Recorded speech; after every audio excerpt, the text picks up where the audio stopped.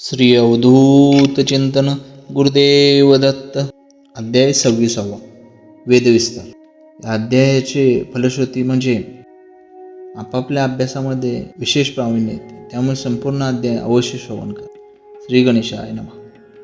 श्री गुरु ब्राह्मणांना म्हणाले, तुम्ही भ्रमित होऊ नका. वेद अनंत आहे, त्यांचा अर्थ ब्रह्मदेवाशी उमगला नाही. नारायण वेदव्यास मुनींच्या रूपाने अवतार घेता झाला. त्याने वेदांचे वर्णन केलेले आहे. त्याला व्यास या नावाने ओळखले जाते. त्याने हे पूर्णतः वर्णन केलेले नाही. त्याने वेदांचे सर्वसाधारण तत्व सांगितले. त्याच्या 4 शिष्यांची नावे पुढीलप्रमाणे आहेत.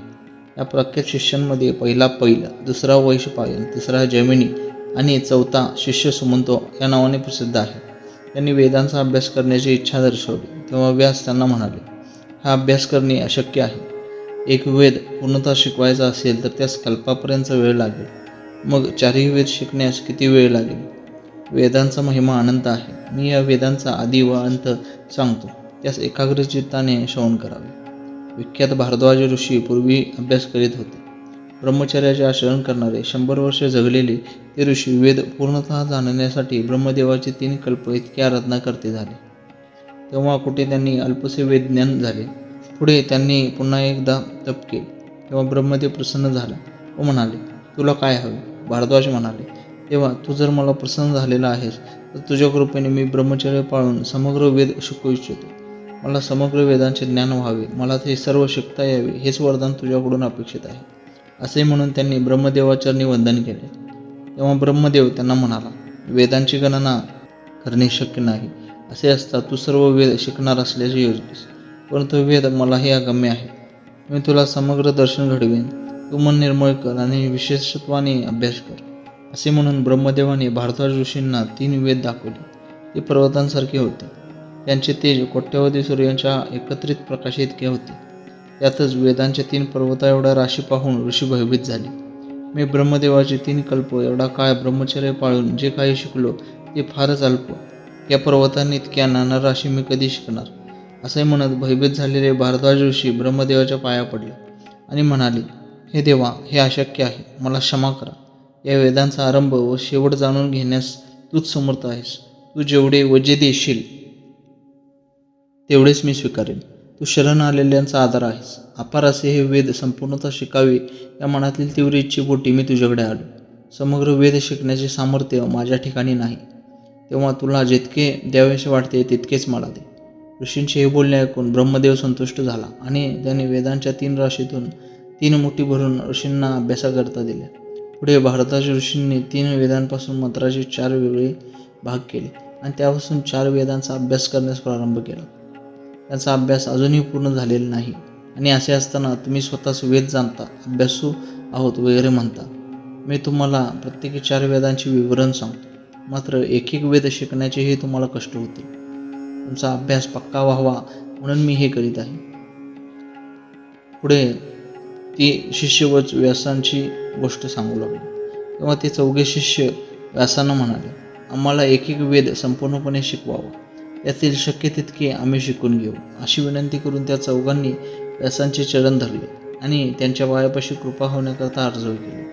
त्यांचे कर्णवचन ऐकून ऋषी 4घांनाही वेगवेगळा वेद शिकवू लागले. त्यातील पैल नामक शिष्याला ऋग्वेद सांगितले, तर यजुर्वेदाचा अभ्यास वैशंपायनाने केला. तिसरा शिष्य जैमिनी यास व्यासमुनींनी सामवेद सांगितला आणि सुमंतो नावाच्या शिष्याला व्यासांनी अथर्ववेद सांगितला. याप्रमाणे 4ही शिष्यांना श्रीव्यासांनी हे भेद प्रकटपणे सांगितले. या भरतखंडात पूर्वी पुष्कळ पुण्य होते. लोक वर्णाश्रम धर्माप्रमाणे वागत होते. कलियुगात ब्राह्मणांनी आपले कर्म सोडले, त्यामुळे वेदांचा लोप झाला आणि ते पृथ्वीवरून गुप्त झाले. कर्मभ्रष्ट झालेले हे ब्राह्मण यवनांपुढे वेदपठण करू लागले, त्यामुळे त्यांचे सत्व जाऊन ते मंदमती झाले आहेत. पूर्वी ब्राह्मणांना महत्त्व होते. लोक त्यांना देव मानित असत. वेदांमुळे त्यांना स्त्री मिळाली. राजे पूर्वी ब्राह्मणांचे चरण पूज्य मानित असत. मात्र दक्षिणा म्हणून त्यांनी सर्वस्व देऊ केले तरी ते ब्राह्मण त्याचा स्वीकार करीत नसत. वेदांमुळे ब्राह्मणांना ब्रह्मा, विष्णू, महेश हे 3ही देव वश होते आणि इंद्रादी देवांना ब्राह्मणांचे भय वाटत होते. कामधेनू, कल्पतरू, ब्राह्मणाचे वचन यांना मान होता. ते वेदशक्तीवर पर्वताचे तृण व तृणाचा पर्वत करीत असे. विष्णू स्वतः ब्राह्मणांची पूजा करीत असे आणि वेदांच्या सत्वामुळे ब्राह्मणांना तो आपले दैवत मानत असे. देव या समस्त जगाला अधीन ठेवतात, मात्र ते स्वतःच मंत्रांना वश होतात. ते मंत्र ब्राह्मणांच्या स्वाधीन असतात, म्हणून ब्राह्मण माझे दैवत आहेत असे विष्णू स्वतः म्हणतात. ब्राह्मणांना पूर्वी एवढे महत्त्व होते, मात्र ते वेदमार्ग त्यागून दुसऱ्याच मार्गाला चालते झाले. त्यामुळेच त्यांचे सत्व नष्ट झाले. ते कनिष्ठ जातीच्या लोकांची सेवा करू लागले, द्रव्य घेऊन अध्यापन करते झाले आणि वेदांचा विक्रय करू लागले. जे मूर्खगण हीन जातीच्या लोकांपुढे वेद म्हणतात, त्यांचे तोंडही पाहू नये, ते ब्रह्मराक्षस होतील. अशा 4 वेदांचा शाखा अनेक आहेत, त्या पूर्णपणे कोण जाणणार? भूतलावरून वेद गुप्त झाले आहेत. स्वतःला चतुर्वेद म्हणवता, लोकात चर्चा व वादविवाद करता. ते वेदांचे अनंत भेद आहेत, हे तुम्हाला माहिती आहे का? असे करण्यात तुमचे काय हित आहे बरे? तुम्ही इतर ब्राह्मणांचा राग उडवून घेऊ नका. तुम्हाला असे करण्यास कोणी शिकवले? तुम्ही आता इथून निघून जावे. तुम्ही स्वतःची स्तुती स्वतः करता, जयपत्र दाखवता आणि त्रिविक्रमी भारती यती असूनही त्याच्याजवळ जयपत्र मागता. आमचे म्हणणे ऐका आणि परत जा. पट गर्वाने हिंडत राहून आपला प्राण गमावू नका. श्रीगुरूंनी ब्राह्मणांना हितबुद्धीने सांगितले, मात्र ते तापसी ब्राह्मण ऐकणार. आपण वाद करूया, हे का सोडेनात? आम्ही येथे चर्चा केली नाही तर आम्ही हरलो असे दिसेल व हे वर्तमान लोक राजाला जाऊन सांगतील.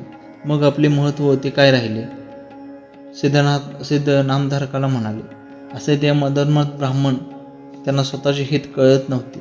त्यांचा मृत्यू जवळ आलेला होता. गंगाधराचा पुत्र कामधेनू समान गुरुचरित्र सांगत आहे. यातील वेदांचे विवरण ऐकून श्रोत्यांचे समाधान होईल. या श्रीगुरुचरित्रामृतामधून 4ही वेदांचा मतितार्थ उकलून दाखवल्याचे सरस्वती गंगाधर सांगत आहेत. अशा रीतीने श्रीगुरुचरित्रामृत ग्रंथांमधील परमकल्पतरू कथांमधील श्री नरसिंह सरस्वती उपाख्यानाच्या अनुषंगाने सिद्ध व नामधारक संवादामधून घडणारा वेद विस्तार कथन करणारा हा 26वा अध्याय पूर्ण झाला. हा अध्याय श्री गुरु दत्तात्रयांच्या चरणी अर्पण करीत आहे. श्री गुरुदेव दत्त. दिगंबरा दिगंबरा श्रीपाद वल्लभ दिगंबरा.